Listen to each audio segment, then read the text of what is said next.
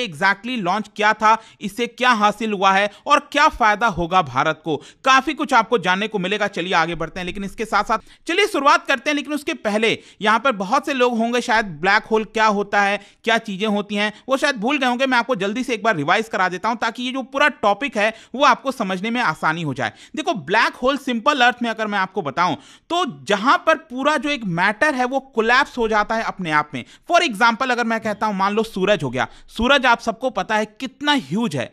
अब क्या होता है कि ब्लैक होल बनने के लिए एटलीस्ट सन का 3 गुना ज्यादा बड़ा मैटर होना चाहिए। तो सन जितना बड़ा है उसका 3 टाइम्स जितना बड़ा ह्यूज मैटर मान लो अगर वो आपस में ही कोलैप्स हो जाता है, अपने आप में ही कोलैप्स हो जाता है, तो वहां पर जैसे कि मान लो सूरज तो कई लाखों करोड़ों किलोमीटर बड़ा रेडियस से बना हुआ है, राइट। अब आप सोचो उस उतने बड़े जायंट चीज को, मैटर को, अगर आप छोटे से किलोमीटर 1 या 2 किलोमीटर के रेडियस में आप समेट देते हो तो उसमें कितना ज्यादा मैटर होगा, ह्यूज होगा, राइट। और उसकी वजह से ग्रेविटेशनल पुल भी बहुत ज्यादा होगा क्योंकि वो सब कुछ एकदम छोटे से जगह में समा गया है, राइट। तो क्या होता है कि जब भी इस तरह की चीजें होती हैं, और स्पेशली क्या होता है जो स्टार्स होते हैं जैसे सन हो गया, उससे बड़े बड़े जो ह्यूज स्टार्स होते हैं वो जो कोलैप्स होते हैं, तब अल्टीमेटली यहां पर उसको ब्लैक होल हम कहते हैं। और ब्लैक होल एक ऐसी चीज होती है जहां से लाइट भी पास नहीं हो सकती। अगर वहां से कोई लाइट गुजर रही है तो ब्लैक होल के पास इतना ज्यादा ग्रेविटेशनल पुल होता है कि वो अपनी तरफ यहां पर खींच लेता है। और इसीलिए क्या होता है, देखो ब्लैक होल तो कोई देख नहीं सकता ऐसे नेकेड आई से, लेकिन क्या होता है कि यहां पर जो साइंटिस्ट हैं जो ऑब्जर्व कर रहे होते हैं, कोई मान लो दूर से लाइट आ रही है और लाइट जब पास हो रही होती है ब्लैक होल से तो लाइट में कुछ डिस्टॉर्शन होता है, उसमें चेंजेस होते हैं। तो उसके आधार पर हम तय कर पाते हैं कि हाँ वहां पर जो है कुछ ब्लैक होल जैसी चीजें होंगी। लेकिन क्या है कि ब्लैक होल के बारे में बहुत चीजें अभी हमें पता ही नहीं है, मतलब कितने ब्लैक होल हैं, कहां पर हैं एग्जैक्टली। और ज्यादातर क्या होता है कि एक मॉन्स्टर ब्लैक होल होता है, वो आपको गैलेक्सी के सेंटर में देखने को मिलेगा। जैसे मान लो ये हमारा मिल्की वे गैलेक्सी, आप सबको पता होगा। अब मिल्की वे गैलेक्सी में अगर आप देखोगे तो ये सोलर सिस्टम तो छोटा सा है, यहां पर आपको दिख रहा होगा, लेकिन इस पूरे मिल्की वे गैलेक्सी में बीच में अगर आप देखिए तो इसको कहा जाता है सुपर मैसिव ब्लैक होल। तो ये सुपर मैसिव ब्लैक होल ज्यादातर गैलेक्सी के सेंटर में ही क्यों होते हैं? इस तरह के बहुत सारे ऐसे क्वेश्चंस हैं जो अभी फाइंड आउट करना बाकी है, और इसीलिए ब्लैक होल के बारे में ज्यादा से ज्यादा स्टडी करने की कोशिश की जाती है। अब देखिए यहां पर हुआ क्या है, इसरो ने लॉन्च किया है एक्सपोसैट, जिसका मतलब हुआ एक्सरे पोलैरीमीटर सैटेलाइट, जो कि बनाता है भारत को दूसरा देश पूरे दुनिया के अंदर जिसने इस तरह का एडवांस एस्ट्रोनॉमी ऑब्जर्वेटरी लॉन्च किया है टू स्टडी ब्लैक होल्स। देखो क्या होता है ना, जब हम एस्ट्रोनॉमी ऑब्जर्वेटरी की बात करते हैं, जैसे आपको लद्दाख में हेनले ऑब्जर्वेटरी पता होगा, राइट। तो वो तो क्या है, वो धरती पर है, वो ग्राउंड पर है। लेकिन आपको पता होगा कि हमारा जो एनवायरमेंट है उसमें बहुत सारा पोल्यूशन है, बहुत सारे लेयर्स हैं एनवायरमेंट में, राइट। तो क्या होता है कि हम अच्छे से चीजों को ऑब्जर्व नहीं कर पाते, और इसीलिए क्या किया जाता है, कई बार स्पेस में ऑब्जर्वेटरी लॉन्च किया जाता है। तो ये जो एक्सपोसैट है ना, वो धरती से कई किलोमीटर दूर ऊपर जो है वहां पर ये ऑब्जर्वेटरी प्लेस किया गया है, ताकि जो यहां पर एक्सरेज वगैरह आ रही हैं, जो यहां पर लाइट्स आ रही हैं, उसको यहां पर जो है ऑब्जर्व किया जा सके, उसको देखा जा सके, उसको स्टडी किया जा सके। तो ध्यान रखिएगा, जो एक्सपोसैट है वो स्पेस ऑब्जर्वेटरी है, मतलब स्पेस में एक तरह का ऑब्जर्वेटरी है जिसको लॉन्च किया गया है ताकि जो ब्लैक होल है, न्यूट्रॉन स्टार्स हैं, मतलब जो सेलेस्टियल ऑब्जेक्ट्स हैं स्पेस के अंदर, उसके बारे में स्टडी किया जाए। और साथ ही साथ यहां पर एक और चीज ध्यान रखिएगा कि XPoSat is India's first dedicated scientific satellite for carrying out research in space based polarisation measurement of X ray emission. मतलब कि जो सेलेस्टियल बॉडीज हैं जैसे ब्लैक होल, न्यूट्रॉन स्टार्स, उससे जो एक्सरे एमिशन निकलता है उसको स्टडी करने के लिए एक डेडिकेटेड सैटेलाइट ये पहली बार भारत की तरफ से लॉन्च किया गया है। और ये लॉन्च किससे किया गया?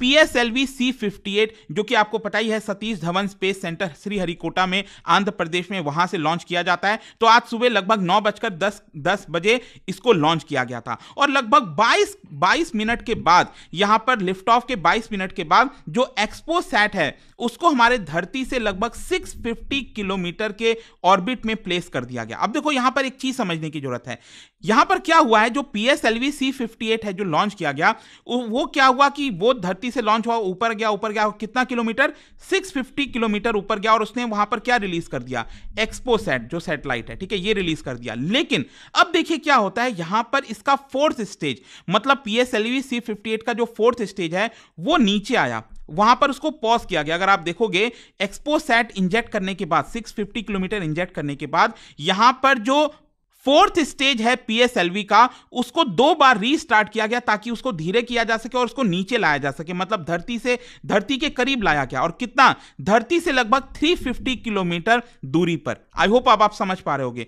एक्सपोसैट को लॉन्च करने के लिए 650 किलोमीटर अबव गया, ऊपर गया, वहां पे एक्सपोसैट रिलीज हुआ, और फिर ये जो आपका है वो आपका धीरे किया गया ताकि 350 किलोमीटर यहां से धरती के 350 किलोमीटर करीब लाया जाए, और वहां पर जो एक्सपेरिमेंट छोड़ा गया है उसको बोला जा रहा है POEM-3, that is PSLV orbital experimental module. अब इसमें क्या है, लगभग 10 पेलोड हैं जो कि रिलीज किए गए हैं यहां पर, मतलब टोटल 10 पेलोड है ये एक्सपेरिमेंट जो POEM-3 है, और ये 350 किलोमीटर अबव जो है वो रिलीज किया गया। मतलब पहले जो रॉकेट है उसको ऊपर ले जाया गया था 650 किलोमीटर अबव, फिर उसको नीचे लाया गया, और इस तरह से सब कुछ हुआ है। दोनों के बारे में हम जानेंगे यहां पर, लेकिन एक चीज मैं आपको यह भी बता दूं, ये PSLV का 60th फ्लाइट था, और PSLV विथ DL वेरिएंट वाला जो है ये इसका 4th फ्लाइट था। ये आपको ध्यान में रखना है आपके एग्जाम पॉइंट ऑफ व्यू से। अब हम देखते हैं सबसे पहले ये जो एक्सपोसैट रिलीज किया गया 650 किलोमीटर अबव अर्थ, ये एक्सपोसैट है क्या? एक्सपोसैट का आई होप कि सबसे पहले आपको जो फुल फॉर्म है वो पता होगा, एक्सरे पोलैरीमीटर सैटेलाइट। इसका वेट कितना है, 469 kg, और इसके अंदर 2 पेलोड हैं। ये है आपका एक्सपोसैट, ठीक है, और इसके अंदर 2 पेलोड हैं। 2 पेलोड कौन सा है, एक है आपका पोलिक्स, जिसका मतलब हुआ पोलैरीमीटर इंस्ट्रूमेंट इन एक्सरेज, और दूसरा है XSPECT, that is X ray spectroscopy and timing. अब ये जो पॉलिक्स वाला है, जो पहला है पॉलिक्स, वो बेसिकली बनाया गया है बाय रमन रिसर्च इंस्टीट्यूट, और जो दूसरा है एस्पेक्ट, ये बनाया गया है bye space astronomy group of URSC। तो बेसिकली ये क्या करेगा, अगेन मैं आपको यही बता रहा हूं, इसमें क्या होगा, जो कॉस्मिक सोर्सेज हैं, जो सेलेस्टियल बॉडीज हैं, वहां से मान लो कोई एक ऐसा ब्लैक होल है, यहां पर बड़ा सा, यहां पर एक ब्लैक होल है, ये धरती है यहां पर, ठीक है। अब धरती के अबव जो है यहां पर हमारा जो सैटेलाइट है वो घूम रहा है, रिवॉल्व कर रहा है। अब क्या होगा कि मान लो इस ब्लैक होल से जो आपका एक्सरेज निकल रहा है, इसको डिटेक्ट किया जाएगा हमारे इसके द्वारा, इस सैटेलाइट के द्वारा, एक्सपोसैट के द्वारा, और वो उसके बारे में स्टडी करेगा। मतलब कि जो long term spectral and temporal studies होती हैं कॉस्मिक एक्सरे सोर्सेज की, उसके बारे में स्टडी करेगा, उसके बारे में जानने की कोशिश करेगा, ताकि ब्लैक होल के बारे में, न्यूट्रॉन स्टार्स के बारे में हमें और ज्यादा यहां पर पता चल सके। इसके साथ साथ आप देख सकते हो यहां पर यह भी बोला गया है कि दुनिया में और स्पेशली भारत में जो साइंटिस्ट हैं, उनकी जो अंडरस्टैंडिंग है फिजिक्स को लेकर, वो और ज्यादा इंप्रूव हो सकेगी। यहां पर जो वी नारायणन है, उन्होंने बोला है कि XPoSat is the second satellite in the world, मतलब इस तरह का सैटेलाइट जो है वो आपका नासा के बाद जो है भारत दूसरा देश है, भारत जो है दूसरा देश है जहां पर इसने इसको लॉन्च किया है। और सैटेलाइट जो डायरेक्टर हैं महातो, उनका कहना है कि once XPoSat is commissioned it will be fruitful for the scientific community worldwide. तो ये हो गया। अब उसके बाद दूसरा मैंने आपको क्या बताया था कि एक्सपोसैट रिलीज करने के बाद वहां पर जो है इसको नीचे लाया गया था रॉकेट को, और वो आपका 350 किलोमीटर अबव वहां तक लाया गया, और वहां पर आपका हुआ POEM-3। POEM-3 का मतलब that is PSLV orbital experimental module. और इसको 3 क्यों बोला जा रहा है, POEM-3 इसलिए क्योंकि ये तीसरा एक्सपेरिमेंट है POEM का, ठीक है, ये आपको ध्यान में रखना है। और इसमें बेसिकली है क्या, what is PSLV orbital experimental module, मतलब कि ये आप समझिए, एक और चीज मैं आपको बताता हूं, ये एक तरह का स्पेस स्टेशन होने वाला है दैट इज नॉन ह्यूमन। देखो आपने इंटरनेशनल स्पेस स्टेशन के बारे में पढ़ा होगा, आई एम श्योर, राइट। तो इंटरनेशनल स्पेस स्टेशन में तो क्या है, ह्यूमन है, वो जा सकते हैं इंटरनेशनल स्पेस स्टेशन में, एक्सपेरिमेंट कर सकते हैं। लेकिन ये जो आपका POEM-3 है, ये भी एक तरह का स्पेस स्टेशन है, लेकिन दैट इज नॉन ह्यूमन, उसमें कोई ह्यूमन नहीं जा पा रहा है, लेकिन वहां पर बहुत सारे एक्सपेरिमेंट होंगे। और एक्सपेरिमेंट कैसे होंगे, क्योंकि इसके अंदर 10 पेलोड लगाए गए हैं, और 10 पेलोड में जो सबसे इंपॉर्टेंट पेलोड एक है that is VSAT, that is women engineered satellite. मैं आपको बताता हूं, ये आप देख सकते हो 10 पेलोड में वुमेन इंजीनियर्ड सैटेलाइट सैटेलाइट जो है इसको बनाया गया भाई LBS institute of technology for women, जो कि आपका त्रिवेंद्रपुरम में है। मतलब कि महिलाओं के द्वारा इसको फुल्ली जो है बनाया गया है। इसके अलावा बाकी के जो पेलोड्स हैं इनके नाम आप देख सकते हो, जैसे ग्रीन इंपल्स ट्रांसमीटर हो गया, रेडिएशन शील्डिंग एक्सपेरिमेंट मॉड्यूल होगा, बिलीफ सैटो हो गया, इस तरह के कई सारे हैं। और इसके अलावा यहाँ पर विक्रम साराभाई स्पेस सेंटर के द्वारा 2 जो पेलोड है वो इंस्टॉल किया गया। इसके अलावा यहाँ पर PRL इसरो के द्वारा एक पेलोड इंस्टॉल किया गया। मतलब ये जो पोएम 3S में बहुत सारे पेलोड हैं, अगेन वो बहुत सारे अलग अलग साइंटिफिक एक्सपेरिमेंट करेंगे और हमें यहाँ पर जानकारी देंगे।